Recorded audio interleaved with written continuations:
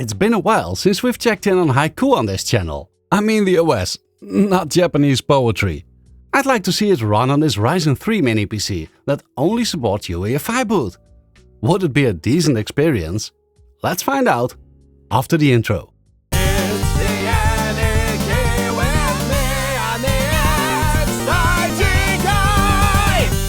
This Blackview MP20 comes with a Ryzen 3 3300U APU with AMD Vega graphics, 16 gigs of DDR4 and a 512GB SSD. I used it in another video to test some retro gaming and I figured it would be a neat box for something like Haiku.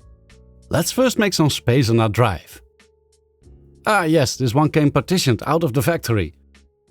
I don't think there's anything on here, right?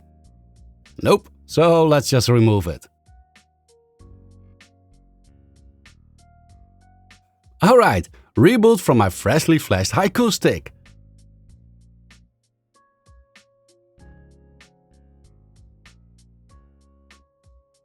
We're using the frame buffer graphics driver, which is a bit of a bummer. It has auto-selected 1440p and I can't seem to change that. Ah well. Let's just install.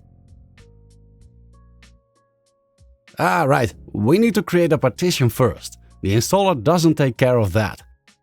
Click Setup Partitions, select the empty space. Sure, take all of it.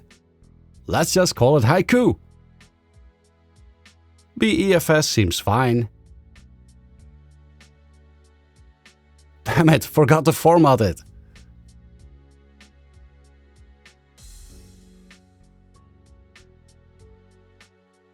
Now we can select it. I always find it funny how quick this installation is. This is real time, and to be fair, it's probably even limited by the USB stick I'm using.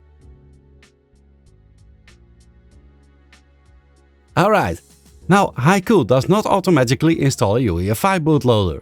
I remember it being somewhere on the file system though. Let's quickly look that up. Ah yes, so the file is in /system/data/platform drivers and we simply need to copy that to our EFI partition. Could we do this graphically? There it is. Oh, there's no way to copy the file and paste it later? Let's mount our EFI partition and open that as well.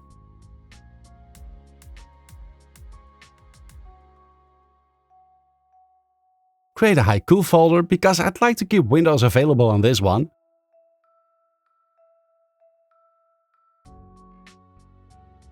Copy the file and rename it to bootx64.efi. Not sure if that rename action is really necessary by the way, but it doesn't hurt. Alright, let's see if it'll boot. It's not in the boot menu yet. The system doesn't pick it up automatically, and there's no option to open an EFI shell. Could we get in there from Windows?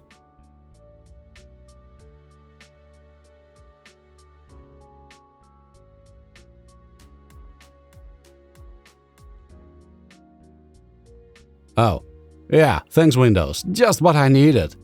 I figured I'd try it from Linux, but hey, would that work? Yes! That's what I was looking for. Oof. Alright, let's see. FS0.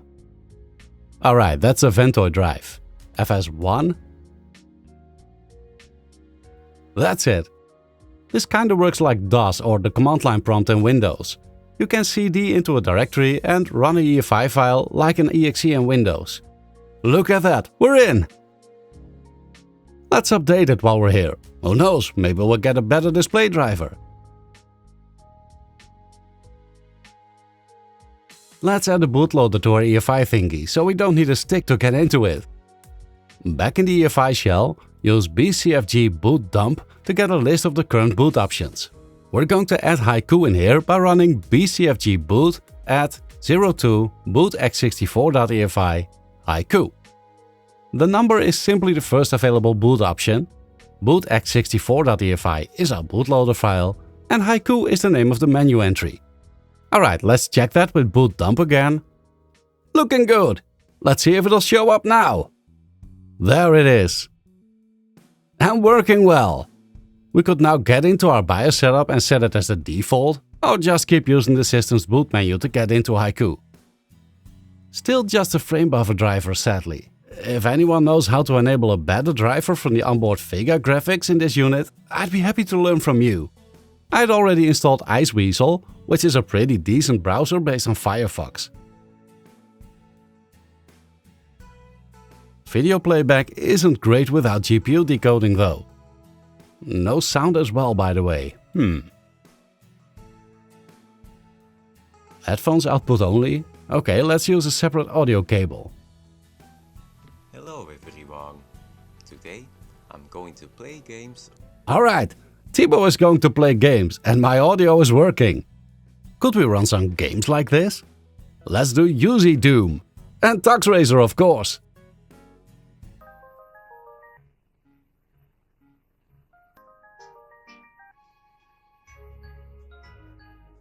Yeah, that's a bit of a slideshow without decent GPU acceleration.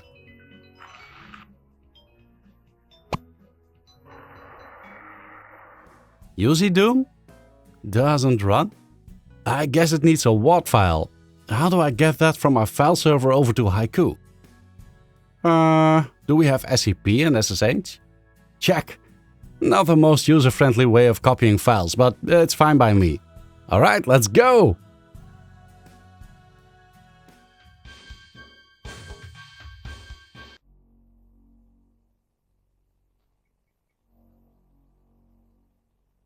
Oh, that's horrible. Let's try software rendering instead.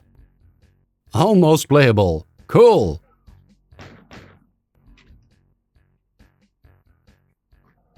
Die, you pink hellspawn! Uh-oh.